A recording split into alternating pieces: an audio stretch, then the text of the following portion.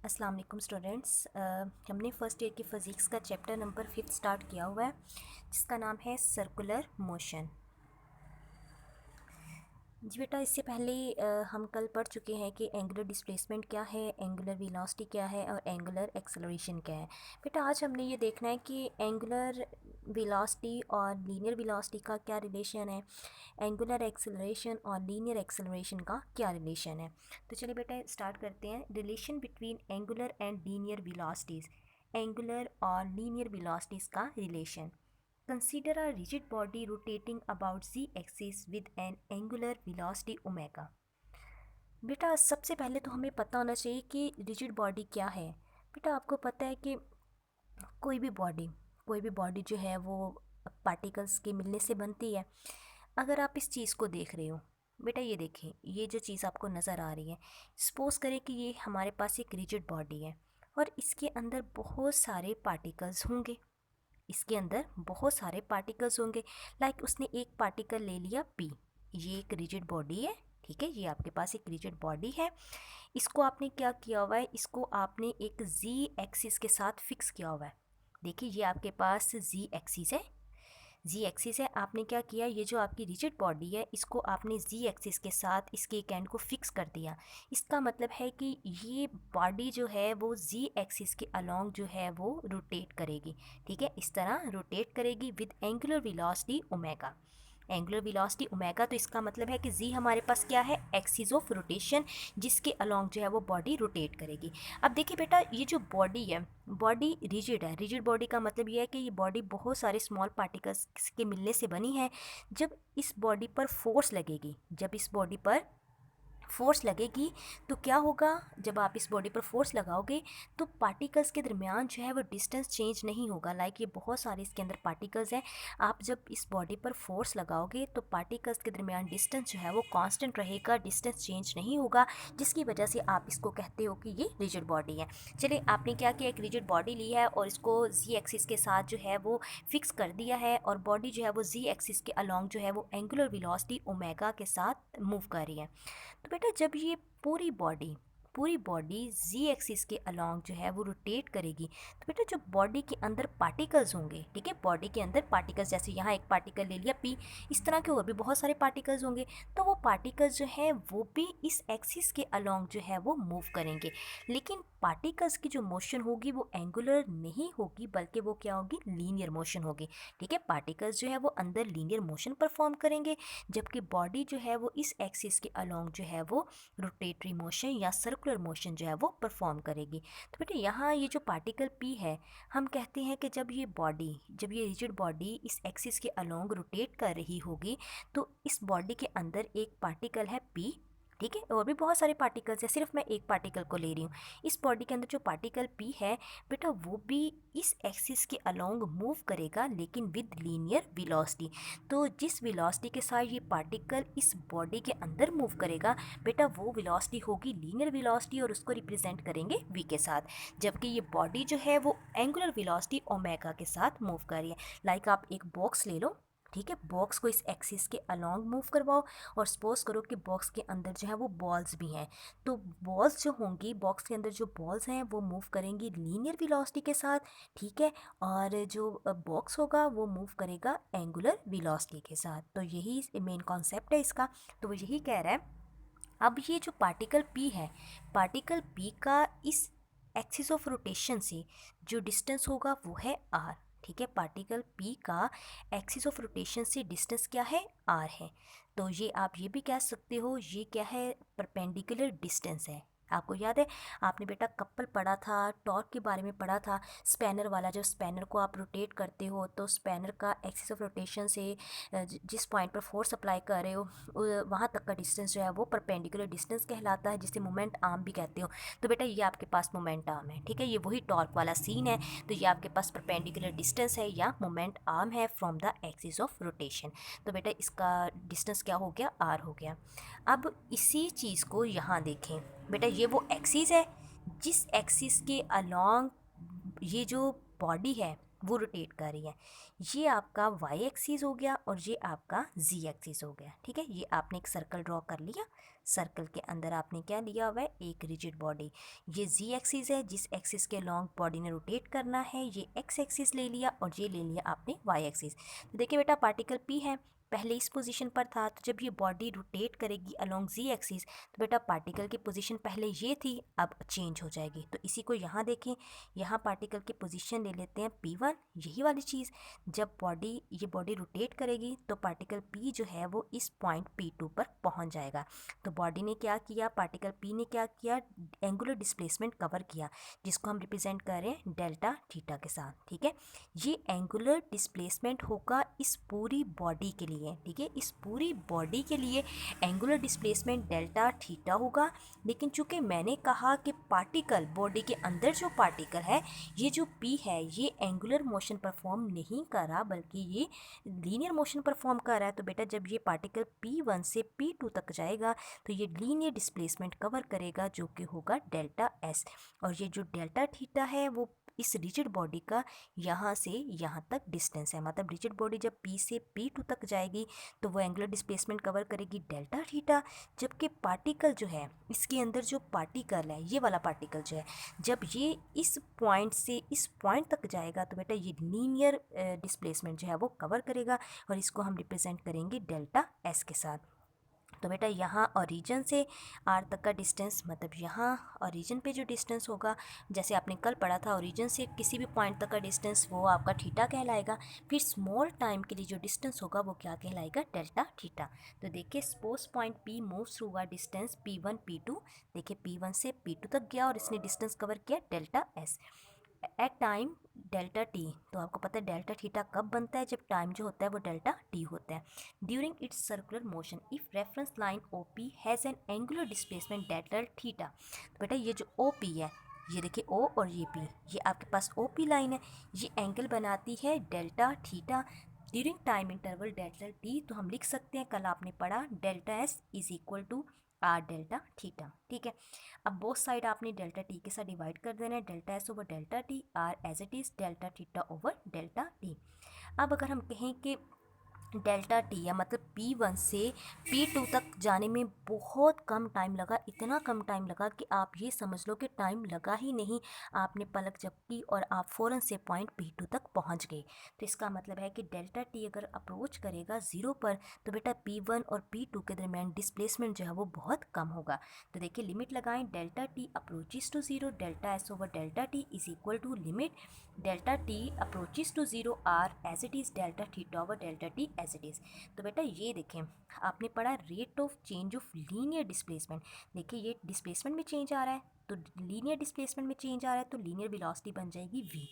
और r as it is, तो बेटा देखिए delta theta over delta r, angular displacement में चेंज आपने कल पढ़ा है कि एंगुलर डिस्प्लेसमेंट में चेंज आएगा तो क्या बनेगा, एंगुलर वेलोसिटी। तो देखिए delta theta over delta t की जगह पुट कर दिया ओमेगा, तो डी आपके पास आ गया ओमेगा।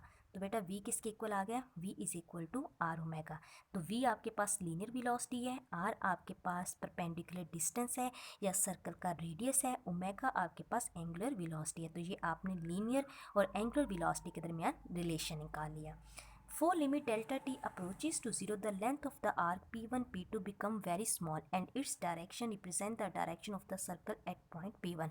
देखिए बेटा मैंने आपसे कहा कि अगर delta T approach to zero करता है, मतलब डेल्टा टी की वैल्यू बहुत कम है, तो इसका मतलब है ये अगर P1 है तो इसके बिल्कुल पास P2 होगा। ठीक है, P1 और P2 जो है वो बहुत करीब आ जाएंगे और इसकी डायरेक्शन जो है वो सर्कल एट पॉइंट P1 पर जो इसकी डायरेक्शन होगी वही डायरेक्शन जो है वो P1 से P2 तक के लिए भी आप ले सकते हो। Thus the direction of the velocity v at any point P is always tangent to the circular path। तो बेटा देखिए ये जो पार्टिकल P है इसकी वेलोसिटी की डायरेक्शन ये नहीं होगी बल्कि क्या होगी, टेंजेंट, इस डायरेक्शन में होगी। देखिए अगर पार्टिकल P यहाँ है तो बेटा उसकी वेलोसिटी की डायरेक्शन अलोंग द सर्कल मतलब टेंजेंट यूँ होगी। इसी तरह P2 पे जाओगे तो इसकी डायरेक्शन ये हो जाएगी, उसके बाद अपवर्ड फिर ये, मतलब वो सर्कुलर मोशन में नहीं होगी, हमेशा सर्कल के बाहर होगी, मतलब टेंजेंट होगी, towards tangent. So the linear velocity at point P is called tangential velocity, इसलिए इसको टेंजेंशियल वेलोसिटी भी कहते हैं। तो बेटा यहाँ तक हमारा था लीनियर और एंगुलर वेलोसिटी का रिलेशन। उसके बाद हमने पढ़ना है relation between linear and angular acceleration. हमने देखना है कि लीनियर और एंगुलर एक्सेलरेशन के दरमियान क्या रिलेशन है। जैसे अभी वेलोसिटी के लिए निकाला, वैसे ही आप एक्सेलरेशन के लिए भी निकालोगे। As the reference line OP is rotating with angular acceleration, the point P also has a linear tangential acceleration. अब देखिए बेटा, अगर वेलोसिटी में चेंज आ रहा है, वेलोसिटी में चेंज आ रहा है तो डेफिनेटली वेलोसिटी में चेंज आने की वजह से एक्सेलरेशन जो है वो प्रोड्यूस होगा। तो देखिए पार्टिकल P पहले पॉइंट P1 पर था तो उसकी वेलोसिटी डेफिनेटली ये थी, ये वेलोसिटी थी।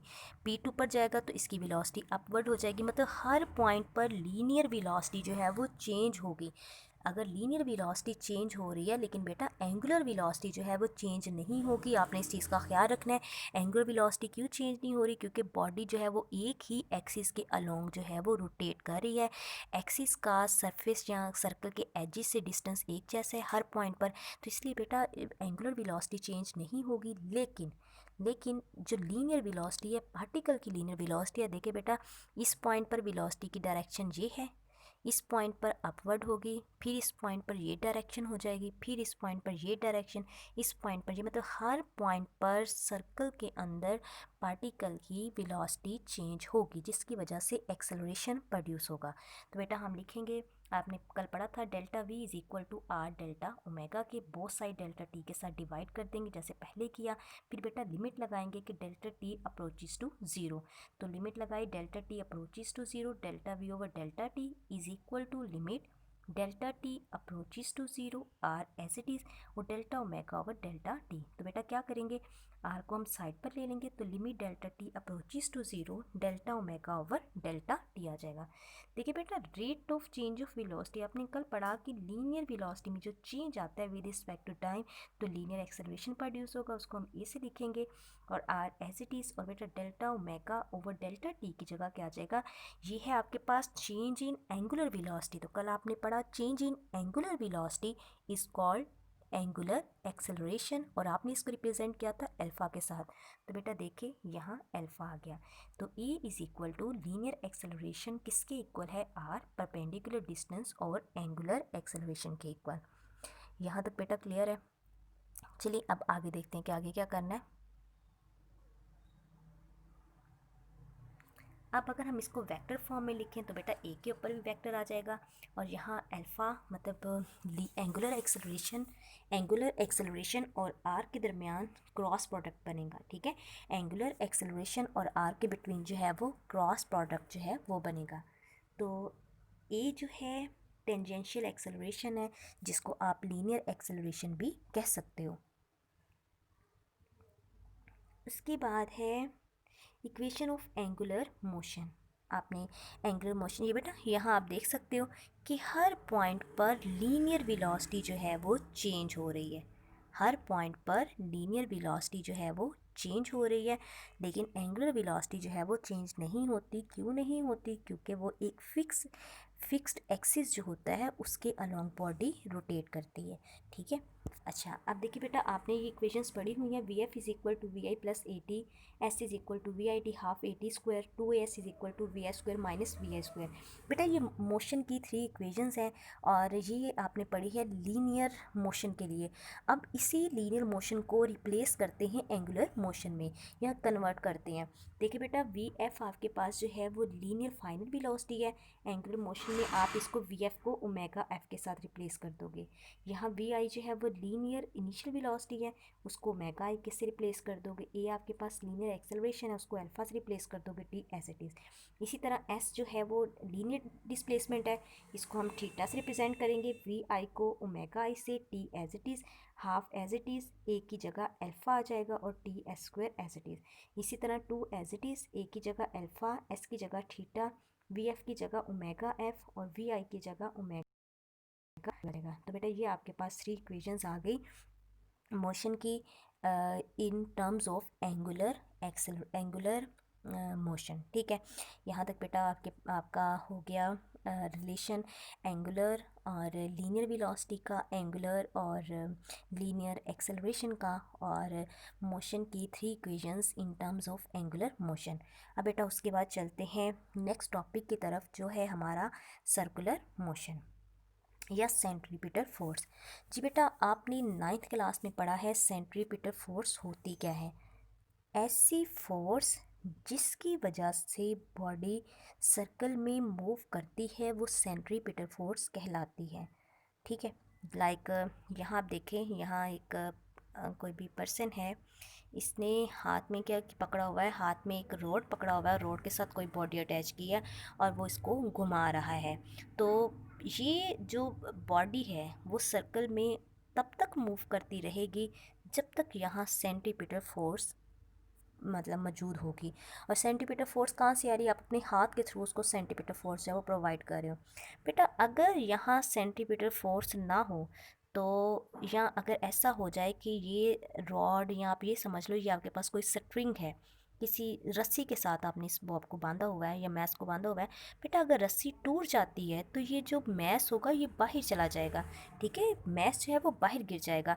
तो तब इसका मतलब है कि यहाँ सेंटीमीटर फोर्स जो है वो प्रेजेंट नहीं है। तो अगर कोई बॉडी सर्कल में मूव कर रही है तो उसके पीछे रीज़न क्या है, सेंटीमीटर फोर्स। ऐसी फोर्स जो बॉडी को सर्कल में मूव करवाती है वो सेंटीमीटर फोर्स कहलाती है। बेटा इसके ऑपोजिट एक और फोर्स होती है जो बॉडी को सर्कल से बाहर ले जाती है, वो कहलाती है सेंट्रीफ्यूगल फोर्स। तो देखें, the force which band the normally straight path of the particle into circular path is called centripetal force. ऐसी फोर्स जो बॉडी के पाथ को सर्कुलर मोशन में ले जाती है वो सेंट्रीपिटल फोर्स कहलाती है। या फिर a force which compels a body to move in a circular path is called centripetal force.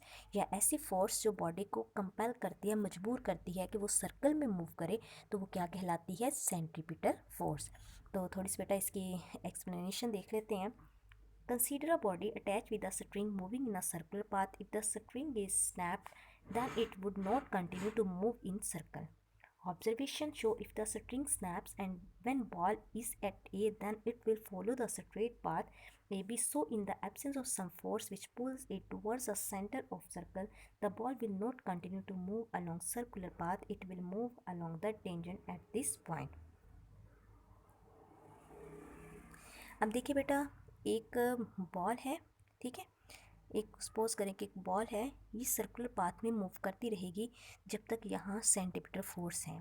लेकिन अगर यहाँ सेंटीमीटर फोर्स ना हुई तो बॉल जो है वो सर्कल से बाहर चली जाएगी। अब इसकी एग्जांपल में आ जाता है force acting on electrons in fixed orbit around the nucleus.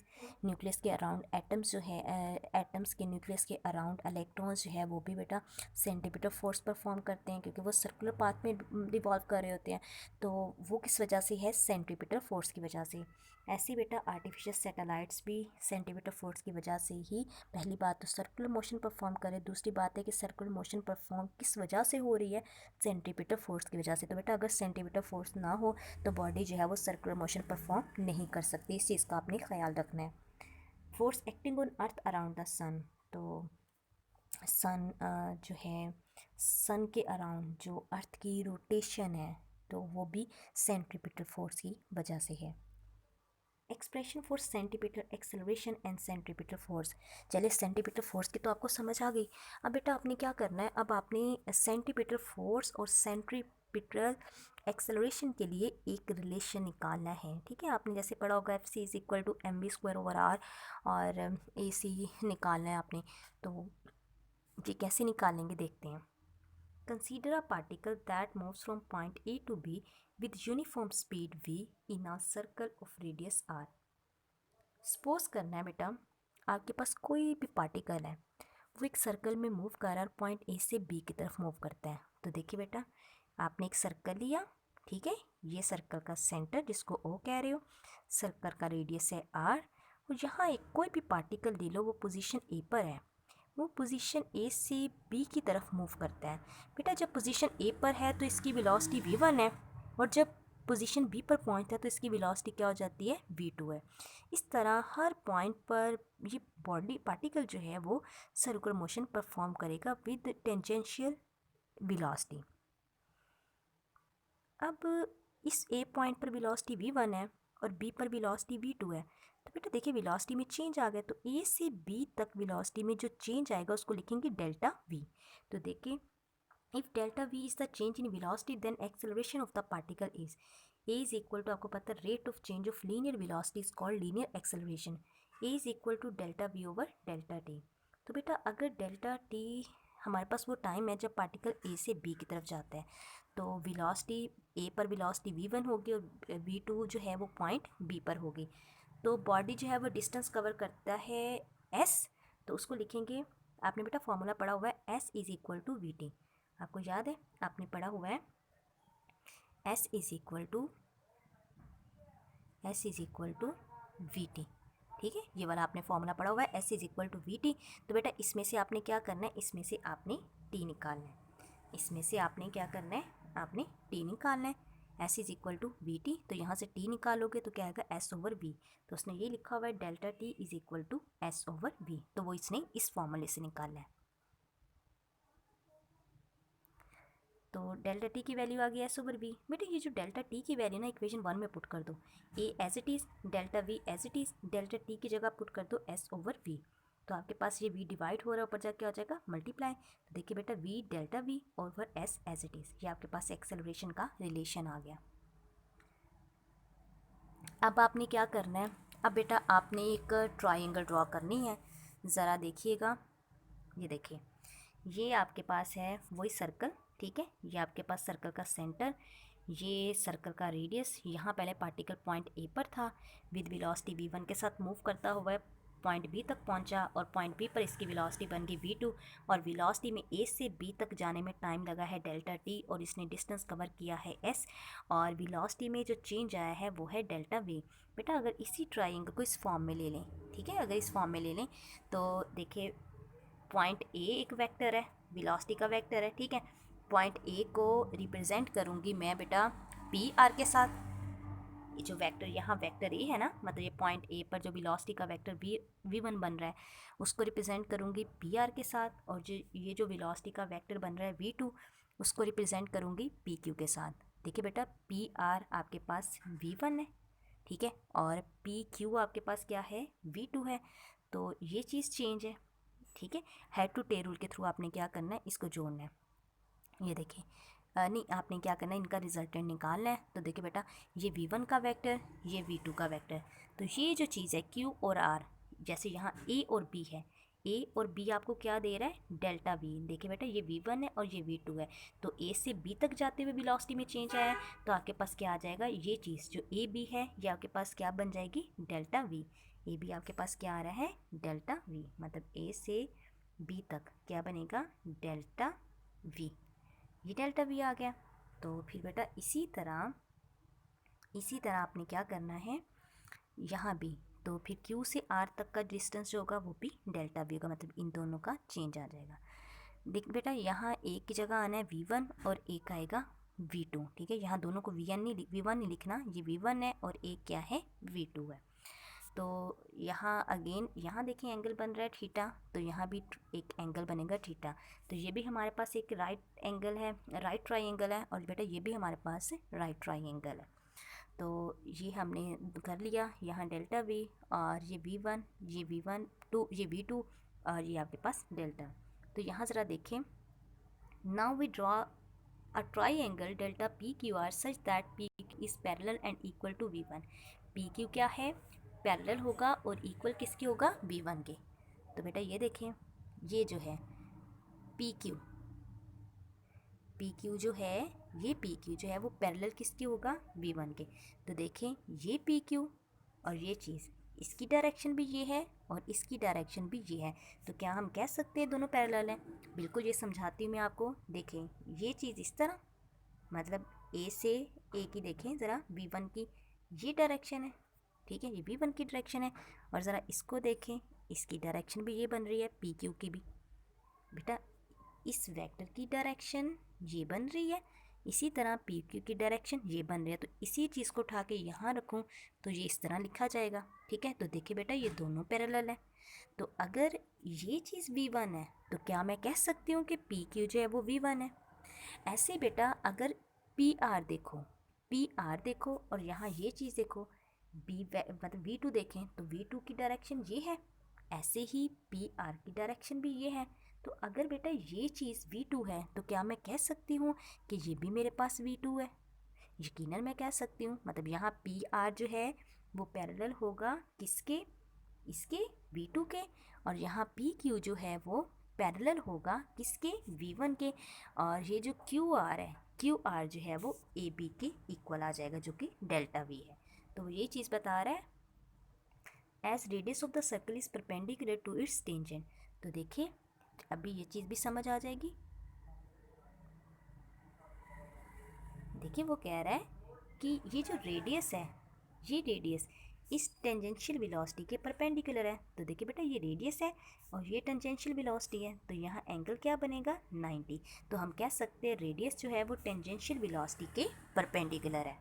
Okay, अब ज़रा आगे देखिए, to its tangent so V1 and V2 are perpendicular to OA and OB। क्या है OA, ये चीज़ OA है, तो OA परपेंडिकुलर होगा V1 के। तो देखिए यहाँ एंगल बन रहा है 90। इसी तरह OB जो है वो इसके परपेंडिकुलर बन रहा है, क्योंकि अगेन यहाँ एंगल बन जाएगा 90। तो इसका मतलब है कि OA और OB जो है वो V1 और V2 के परपेंडिकुलर है। So the angle AOB is equal to angle QPR।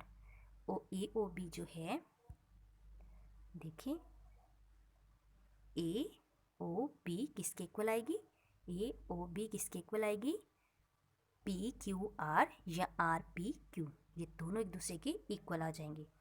Okay, तो बेटा इनकी वेलोसिटीज V1 की मैग्नीट्यूड V2 और किसके इक्वल आएगी V के, क्योंकि OA किसके इक्वल है OB के। तो देखिए बेटा ये OA, ये और ये दोनों इक्वल आ जाएंगे। बेटा ऐसी ट्राइंगल जिसकी टू साइड्स इक्वल्स हो उनको आइसोस्केल्स ट्राइंगल बोलते हैं। तो बेटा ये आपके पास आइसोस्केल्स ट्राइंगल, क्योंकि इसकी ये साइड और ये साइड जो है वो इक्वल है। उसके बाद क्या है, so from isosceles triangle OAB and PQR we can write as QR किसके इक्वल आएगा PR के। QR is equal to PR। ये देखिए बेटा QR is equal to PR, मतलब ये चीज़ इस चीज़ के इक्वल आ जाएगी। तो ऐसे OB जो है, मतलब OB जो है वो AB के इक्वल आ जाएगी। मतलब इसमें से ये दोनों साइड्स बराबर है ना, तो हम इसको इस पे डिवाइड कर सकते हैं या इसको इस पे डिवाइड, मतलब आप कह सकते हैं OB is equal to AB या OA is equal to AB। इसी तरह ये जो QR है, मतलब PR जो है वो PR डिवाइडेड बाय QR कर लो या PQ डिवाइडेड बाय QR कर लो। तो देखिए उसने लिखा हुआ है QR over PR is equal to AB over OB। तो बेटा QR डेल्टा V के इक्वल आ रहा है, QR जो है वो डेल्टा V के इक्वल आ रहा है। देखिए QR ये डेल्टा V के इक्वल आ रहा है। उसके बाद PR देखें, PR ज़रा देखें, ये है PR आपके पास, ये आपके पास किसके इक्वल आ रहा है V1 के। तो ऐसे AB जो है AB ओवर OB, AB क्या है आपके पास, AB V1 के इक्वल है, और OA या OB किसके इक्वल आएगा R के। तो उसने जस्ट बेटा वैल्यूज़ पुट कर दी हैं। तो अब अगर हम लिखें delta T approaches to zero, तो पॉइंट B जो है वो क्लोज होगा A के, मतलब ये पॉइंट B जो है, मतलब ये दोनों एक दूसरे के बहुत करीब, अगर B यहाँ है तो यहाँ आ जाएगा। ठीक है, अगर लिखते हैं delta T approaches to zero, तो ये दोनों एक दूसरे के बहुत करीब आ जाएंगे। बेटा जब ये दोनों एक दूसरे के करीब आएंगे तो हम लिखेंगे कि ये जो AB है हमारे पास है S के इक्वल, लीनियर जो है वो डिस्प्लेसमेंट आ जाएगा। तो बेटा delta V over V, AB की जगह S आ जाएगा, R एज इट इज़, यहाँ से डेल्टा V निकालने, V उधर जाकर क्या हो जाएगा मल्टीप्लाई। तो बेटा V over S into V over R, तो आपके पास डेल्टा V की वैल्यू आ गई। इसको आपने पुट करना है इक्वेशन 2 में। इक्वेशन 2 कौन सी है, ये वाली।